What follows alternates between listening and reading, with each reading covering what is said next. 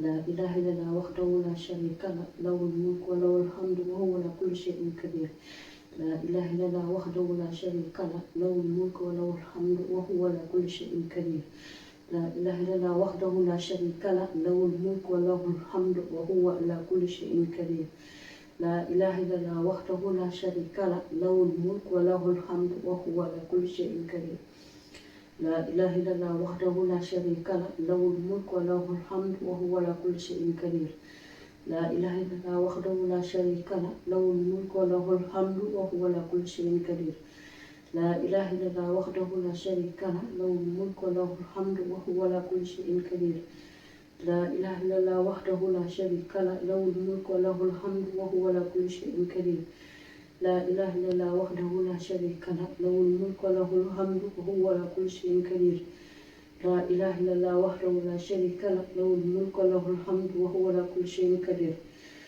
لا إله إلا الله وحده لا شريك له له الملك وله الحمد وهو على كل شيء قدير لا إله إلا الله وحده لا شريك له له الملك وله الحمد وهو على كل شيء قدير لا إله إلا الله وحده لا شريك له له الملك وله الحمد وهو على كل شيء قدير لا إله إلا الله وحده لا شريك له له الملك وله الحمد وهو على كل شيء قدير لا إله إلا الله وحده لا شريك له له الملك وله الحمد وهو على كل شيء قدير لا إله إلا الله وحده لا شريك له له الملك وله الحمد وهو على كل شيء قدير لا إله إلا الله وحده لا شريك له له الملك وله الحمد وهو على كل شيء قدير لا إله إلا الله وحده لا شريك له له الملك وله الحمد وهو على كل شيء قدير لا إله إلا الله وحده لا شريك له له الملك وله الحمد وهو على كل شيء قدير لا إله إلا الله وحده لا شريك له له الملك وله الحمد وهو على كل شيء قدير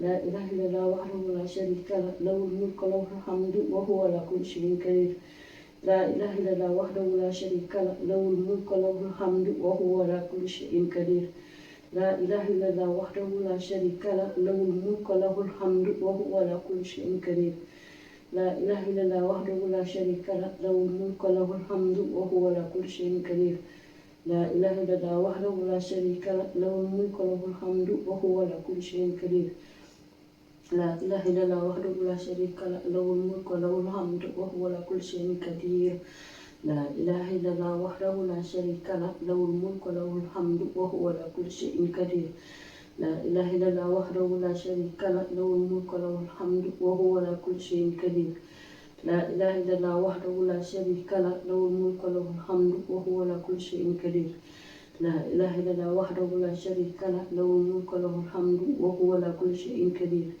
لا إله إلا الله وحده لا شريك له له الملك وله الحمد وهو على كل شيء قدير لا إله إلا الله وحده لا شريك له له الملك وله الحمد وهو على كل شيء قدير لا إله إلا الله وحده لا شريك له له الملك وله الحمد وهو على كل شيء قدير لا إله إلا الله وحده لا شريك له له الملك وله الحمد وهو على كل شيء قدير لا إله إلا الله وحده لا شريك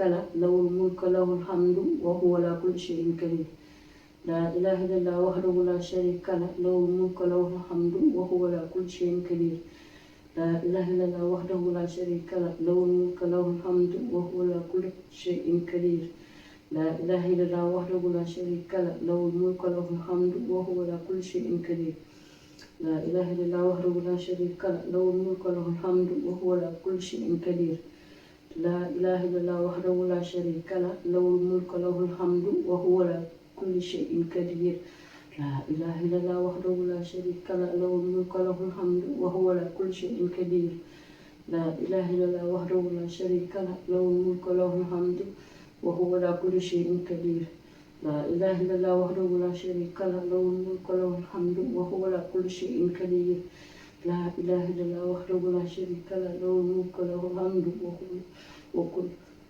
له الملك وله الحمد وهو على كل شيء قدير لا إله إلا الله وحده لا شريك له له الملك وله الحمد وهو على كل شيء قدير لا إله إلا الله وحده لا شريك له له الملك وله الحمد وهو على كل شيء قدير لا إله إلا الله وحده لا شريك له له الملك وله الحمد وهو على كل شيء قدير لا إله إلا الله وحده لا شريك له له الملك وله الحمد وهو على كل شيء قدير لا إله إلا الله وحده لا شريك له له الملك وله الحمد وهو على كل شيء قدير لا إله إلا الله وحده لا شريك له له الملك وله الحمد وهو على كل شيء قدير لا إله إلا الله وحده لا شريك له له الملك وله الحمد وهو على كل شيء قدير لا إله إلا الله وحده لا شريك له له الملك وله الحمد وهو على كل شيء قدير لا إله إلا الله وحده لا شريك له له الملك وله الحمد وهو على كل شيء قدير لا إله إلا الله وحده لا شريك له له الملك وله الحمد وهو على كل شيء قدير لا إله إلا الله وحده لا شريك له له الملك وله الحمد وهو على كل شيء قدير لا إله إلا الله وحده لا شريك له له الملك وله الحمد وهو على كل شيء قدير لا إله إلا الله وحده لا شريك له له الملك وله الحمد وهو على كل شيء قدير لا إله إلا الله وحده لا شريك له له الملك وله الحمد وهو على كل شيء قدير لا إله إلا الله وحده لا شريك له له الملك وله الحمد وهو على كل شيء قدير لا إله إلا الله وحده لا شريك له له الملك وله الحمد وهو على كل شيء قدير لا إله إلا الله وحده لا شريك له له الملك وله الحمد وهو على كل شيء قدير لا إله إلا الله وحده لا شريك له له الملك وله الحمد وهو على كل شيء قدير لا إله إلا الله وحده لا شريك له له الملك وله الحمد وهو على كل شيء قدير لا إله إلا الله وحده لا شريك له له الملك وله الحمد وهو على كل شيء قدير لا إله إلا الله وحده لا شريك له له الملك وله الحمد وهو على كل شيء قدير لا إله إلا الله وحده لا شريك له له الملك وله الحمد وهو على كل شيء قدير لا إله إلا الله وحده لا شريك له له الملك وله الحمد وهو على كل شيء قدير لا إله إلا الله وحده لا شريك له له الملك وله الحمد وهو على كل شيء قدير لا إله إلا الله وحده لا شريك له له الملك وله الحمد وهو على كل شيء قدير لا إله إلا الله وحده لا شريك له له الملك وله الحمد وهو على كل شيء قدير لا إله إلا الله وحده لا شريك له له الملك وله الحمد وهو على كل شيء قدير لا إله إلا الله وحده لا شريك له له الملك وله الحمد وهو على كل شيء قدير لا إله إلا الله وحده لا شريك له له الملك وله الحمد وهو على كل شيء قدير لا إله إلا الله وحده لا شريك له له الملك وله الحمد وهو على كل شيء قدير لا إله إلا الله وحده لا شريك له له الملك وله الحمد وهو على كل شيء قدير لا إله إلا الله وحده لا شريك له له الملك وله الحمد وهو على كل شيء قدير لا إله إلا الله وحده لا شريك له له الملك وله الحمد وهو على كل شيء قدير لا إله إلا الله وحده لا شريك له له الملك وله الحمد وهو على كل شيء قدير لا إله إلا الله وحده لا شريك له له الملك وله الحمد وهو على كل شيء قدير لا إله إلا الله وحده لا شريك له له الملك وله الحمد وهو على كل شيء قدير لا إله إلا الله وحده لا شريك له له الملك وله الحمد وهو على كل شيء قدير لا إله إلا الله وحده لا شريك له له الملك وهو على كل شيء قدير لا إله إلا الله وحده لا شريك له له الملك وله الحمد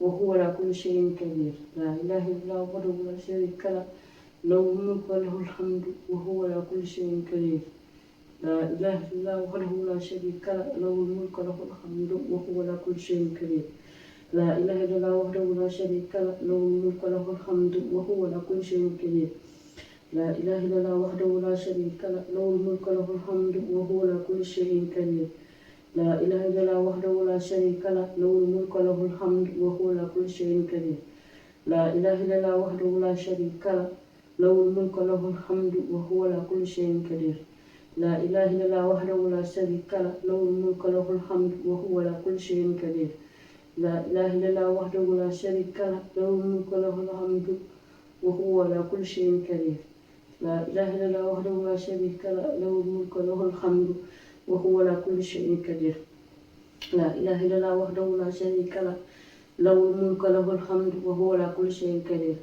لا إله إلا الله وحده لا شريك له له الملك وله الحمد وهو على كل شيء قدير لا إله إلا الله وحده لا شريك له له الملك وله الحمد وهو على كل شيء قدير اللهم صل على محمد وعلى آل محمد كما صليت على إبراهيم وعلى آل إبراهيم وبارك على محمد وعلى آل محمد كما باركت على إبراهيم في العالمين إنك حميد مجيد اللهم صل على محمد وعلى آل محمد كما صليت على إبراهيم وعلى آل إبراهيم وبارك على محمد وعلى آل محمد كما باركت على إبراهيم في العالمين إنك حميد مجيد اللهم صل على محمد وعلى آل محمد كما صليت على إبراهيم وعلى آل إبراهيم وبارك على محمد وعلى آل محمد كما باركت على إبراهيم وعلى آل إبراهيم في العالمين إنك حميد مجيد اللهم صل على محمد وعلى آل محمد كما صليت على إبراهيم وعلى آل إبراهيم وبارك على محمد وعلى آل محمد كما باركت على إبراهيم وعلى آل إبراهيم في العالمين إنك حميد مجيد اللهم صل على محمد وعلى آل محمد كما صليت على إبراهيم وعلى آل إبراهيم وبارك على محمد وعلى آل محمد كما باركت على إبراهيم وعلى آل إبراهيم في العالمين إنك حميد مجيد اللهم صل على محمد وعلى آل محمد كما صليت على إبراهيم وعلى آل إبراهيم وبارك على محمد وعلى آل محمد كما باركت على إبراهيم وعلى آل إبراهيم في العالمين إنك حميد مجيد اللهم صل على محمد وعلى آل محمد كما صليت على إبراهيم وعلى آل إبراهيم وبارك على محمد وعلى آل محمد كما باركت على إبراهيم وعلى آل إبراهيم في العالمين إنك حميد مجيد اللهم صل على محمد وعلى آل محمد كما صليت على إبراهيم وعلى آل إبراهيم وبارك على محمد وعلى آل محمد كما باركت على إبراهيم وعلى آل إبراهيم في العالمين إنك حميد مجيد اللهم صل على محمد وعلى آل محمد كما صليت على إبراهيم وعلى آل إبراهيم وبارك على محمد وعلى آل محمد كما باركت على إبراهيم وعلى آل إبراهيم في العالمين إنك حميد مجيد الله لا إله إلا هو الحي القيوم لا تأخذه سنة ولا نوم له ما في السماوات وما في الأرض من ذا الذي يشفع عنده إلا بإذنه يعلم ما بين أيديهم وما خلفهم ولا يحيطون بشيء من علمه إلا بما شاء وسع كرسيه السماوات والأرض ولا يحوزه حفظهما وهو العلي العظيم بسم الله الرحمن الرحيم الله لا إله إلا هو الحي القيوم لا تأخذه سنة ولا نوم له ما في السماوات وما في الأرض من ذا الذي يشفع عنده إلا بإذنه يعلم ما بين أيديهم وما خلفهم ولا يحيطون بشيء من علمه إلا بما شاء وسع كرسيه السماوات والأرض ولا يحوزه حفظهما وهو العلي العظيم الله لا إله إلا هو الحي القيوم لا تأخذه سنة ولا نوم له ما في السماوات وما في الأرض من ذا الذي يشفع عنده إلا بإذنه يعلم ما بين أيديهم وما خلفهم ولا يحيطون بشيء من علمه إلا بما شاء وسع كرسيه السماوات والأرض ولا يحوزه حفظهما وهو العلي العظيم اللهم صل على محمد الله لا إله إلا هو الحي القيوم لا تأخذه سنة ولا نوم له ما في السماوات وما في الأرض من ذا الذي يشفع عنده إلا بإذنه يعلم ما بين أيديهم وما خلفهم ولا يحيطون بشيء من علمه إلا بما شاء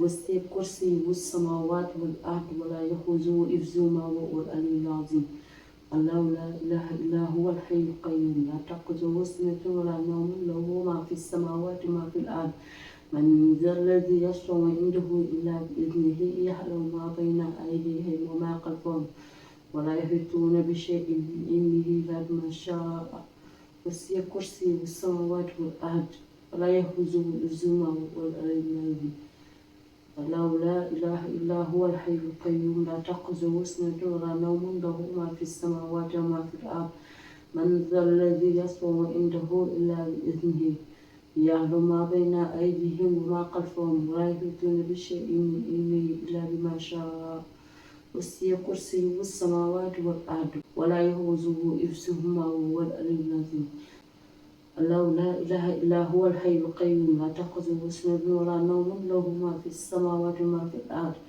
من ذا الذي يشفع عنده إلا بإذنه يعلم ما بين أيديهم وما خلفهم ولا يحيطون بشيء من علمه إلا بما شاء وسع كرسيه السماوات والأرض ولا يحوزه حفظهما وهو العلي العظيم الله لا إله إلا هو الحي القيوم لا تأخذه سنة ولا نوم له ما في السماوات وما في الأرض من ذا الذي يشفع عنده إلا بإذنه يعلم ما بين أيديهم وما خلفهم ولا يحيطون بشيء من علمه إلا بما شاء وسع كرسيه السماوات والأرض ولا يحوزه حفظهما وهو العلي العظيم الله لا إله إلا هو الحي القيوم لا تأخذه سنة ولا نوم له ما في السماوات وما في الأرض من ذا الذي يشفع عنده إلا بإذنه يعلم ما بين أيديهم وما خلفهم ولا يحيطون بشيء من علمه إلا بما شاء وسع كرسيه السماوات والأرض ولا يحوزه حفظهما وهو العلي العظيم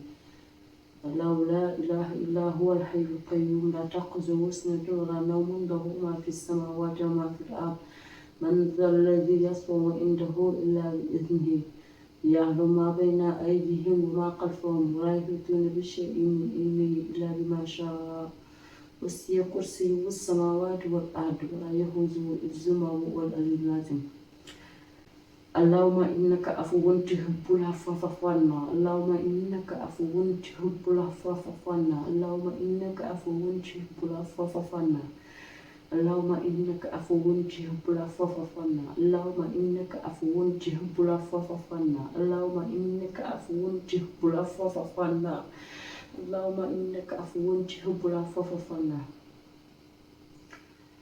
اللهم أعني على ذكرك وشكرك وحسن عبادتك اللهم أعني على ذكرك وشكرك وحسن عبادتك اللهم أعني على ذكرك وشكرك وحسن عبادتك اللهم إنك عفو تحب العفو فاعف عنا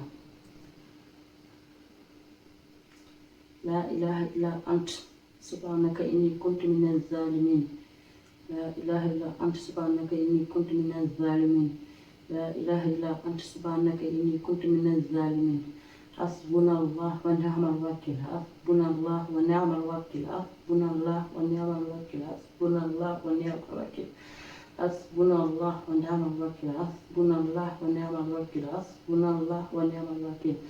حسبنا الله ونعم الوكيل حسبنا الله ونعم الوكيل حسبنا الله ونعم الوكيل حسبنا الله ونعم الوكيل سبحان الله والحمد لله ولا إله إلا الله والله أكبر ولا حول ولا قوة إلا بالله العلي العظيم ربي اغفر لي سبحان الله والحمد لله ولا إله إلا الله والله أكبر ولا حول ولا قوة إلا بالله العلي العظيم ربي اغفر لي سبحان الله والحمد لله ولا إله إلا الله والله أكبر ولا حول ولا قوة إلا بالله العلي العظيم ربي اغفر لي ربي اغفر لي ربي اغفر لي بسم الله الرحمن الرحيم قل أعوذ بالفلق من شر ما خلق ومن شر غاسق إذا وقب ومن شر النفاثات في العقد ومن شر غاسق إذا حسد بسم الله الرحمن الرحيم قل أعوذ برب الناس ملك الناس إله الناس من شر الوسواس الخناس الذي يوسوس في صدور الناس من الجنة والناس بسم الله الرحمن الرحيم الحمد لله رب العالمين الرحمن الرحيم مالك يوم الدين إياك نعبد وإياك نستعين اهدنا الصراط المستقيم صراط الذين أنعمت عليهم غير المغضوب عليهم ولا الضالين آمين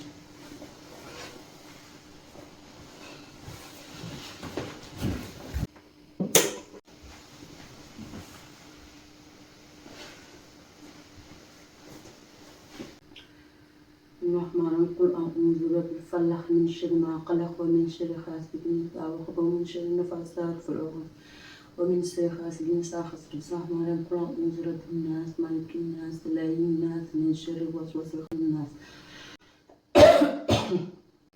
الذي يوسوس في صدور الناس من الجنة والناس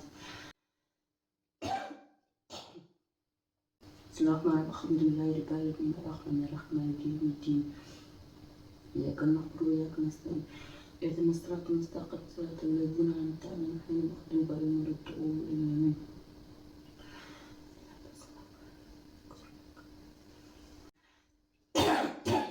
Allah fasse que je sois un musulman pieux. Donne-moi une descendance pieux. Donne-moi des enfants pieux. Ya Allah, Ya Rabbi, fasse que je sois un musulman pieux, que je meure sur le droit chemin. Je meurs sur le chemin de Sirat al-Mustaqim. Allah, donne-moi une vie paisible. Ya Rabbi, donne-moi tout ce qui est mieux pour moi. Tout ce qui n'est pas mieux pour moi, éloigne-moi de ça. Remplace-moi ça de quelque chose de mieux. Ya Allah, protège-moi. Protège-moi de Shaitan. Protège-moi du diable. Éloigne le diable de moi. Ya Allah, fasse que je sois quelqu'un qui apprend le Coran, qui écoute le Coran, qui maîtrise le Coran, qui comprend le Coran. Ya Allah, donne-moi une longue vie pieuse, beaucoup de santé, beaucoup de paix, beaucoup d'argent. Mais avec cet argent, parce que je fais que des choses bonnes. J'aide les pauvres, j'aide ma famille, parce que ce ne soit pas un argent mal pour moi, ce ne soit pas un argent de diable. Parce que ce soit un argent avec quoi je peux vivre ma famille, je peux vivre moi-même dans la tranquillité. Parce que ce soit un argent halal. Allahumma amin ya rabbana. Amin, amin, amin.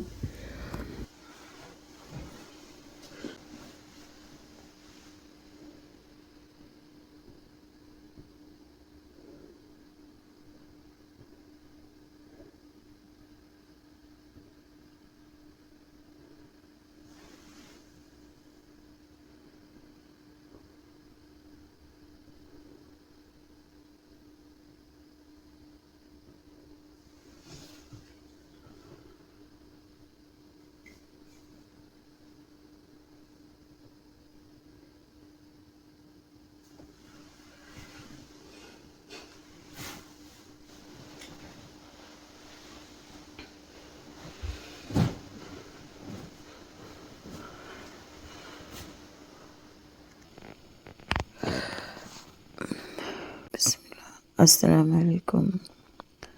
Alors, s'il vous plaît, même si c'est une fois dans la semaine, une fois dans le mois, une fois dans l'année, si tu peux te réveiller entre 2 heures, 3 heures, 4 heures du matin, réveille-toi, prie 2 rakats et parle à Allah, parle à ton Seigneur. Fais des zikrs, fais beaucoup de zikrs si tu peux. Ne serait-ce que dire astaghfirullah wa atubu ilayk, ou même juste astaghfirullah. Ça soulage. Allah, il nous entend, Allah entend tout. Il nous voit. Communique avec Allah. Si tu as des soucis, si tu as des problèmes, des dettes, des problèmes de santé, des problèmes d'argent, des problèmes de famille, même si tu n'as aucun problème, juste le fait de prier et de dire Alhamdulillah, parce que tu as la bonne santé, parce que tu manques de rien, tu manques de rien, Alhamdulillah. Cette vidéo, je l'ai fait pour encourager à des musulmans, des musulmans, des musulmans à faire cet acte. Si vous pouvez faire beaucoup de rakats, c'est bon. Si vous ne pouvez pas faire même 2 rakats, faites vos nafila et faites vos doigts, faites vos prières et juste 2 rakats. Réveillez vos épouses, réveillez vos époux, votre grande sœur, votre grand frère, votre petit frère, votre petite sœur,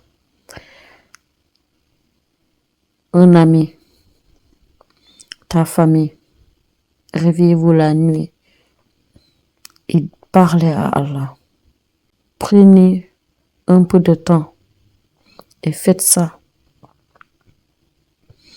Et si on fait ce programme, on demande à Allah de nous aider, vous pouvez vous réveiller et vous faites ça. Vous allez voir que votre cœur Vous allez avoir un ressenti que vous pourrez même pas expliquer.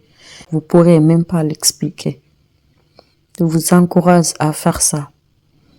Prendre votre temps, même si c'est une fois dans le mois. Tu fais beaucoup de zikr. Tu as l'intention de faire ça. Et tu fais beaucoup de zikr.